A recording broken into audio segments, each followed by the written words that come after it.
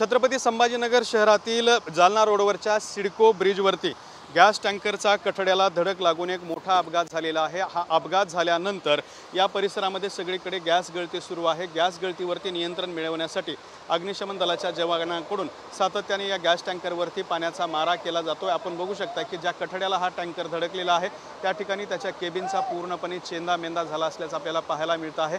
या अपघातामध्ये ड्रायव्हर आणि किन्नर दोघेही गंभीर जखमी झालेले आहेत। त्यांच्यावरती शासकीय रुग्णालयात उपचार सुरू आहेत। गॅस गळतीला जर का आग लागली तर संपूर्ण 500 मीटर परिसरामध्ये आगीचा मोठा भडका उडू शकतो आणि मोठी दुर्घटना घडू शकते। यासाठी प्रशासनाच्या वतीने खबरदारी घेतली जात आहे। सातत्याने टँकरवरती पाण्याचा मारा केला जातोय। यासाठी साधारणपणे अग्निशमन दलाचे 100 जवान कार्यरत ठेवण्यात आलेले आहेत। अग्निशमन दलाच्या 10 गाड्या तर जवळपास 5 खासगी टँकरच्या माध्यमातून या टँकरवरती सातत्याने पाण्याचा मारा केला जातोय। पोलीस दलाचे सुद्धा अधिकारी या परिसरामध्ये आलेले आहेत आणि या परिसरामध्ये कुठलाही वीज पुरवठा जो आहे तो चालू ठेवण्यात आलेला नाही। संपूर्ण वीज पुरवठा खंडित करण्यात आलेला आहे। घरांमध्ये सुद्धा या ठिकाणी वीज उपकरणे वापरण्यावरती आणि त्याचबरोबर ज्वलनशील वस्तू वापरण्यावरती न वापरण्याच्या सूचना देण्यात आलेल्या आहेत। परिसरातल्या शाळा आहेत, कॉलेजेस आहेत आणि कोचिंग क्लासेस आहेत ते सुद्धा बंद ठेवण्याच्या सूचना प्रशासनाच्या वतीने देण्यात आलेल्या आहेत। दुसरी महत्त्वाची बाब म्हणजे छत्रपती संभाजीनगर शहरातील जालना रोड हा अत्यंत महत्त्वाचा रोड आहे।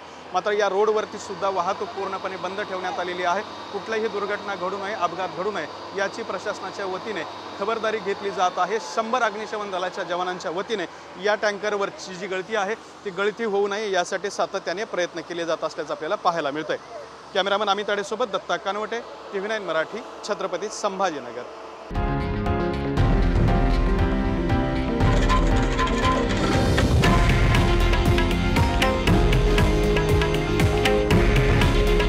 हे आहे देशातील नंबर 1 न्यूज नेटवर्क आणि आपण पाहत आहात TV9 मराठी।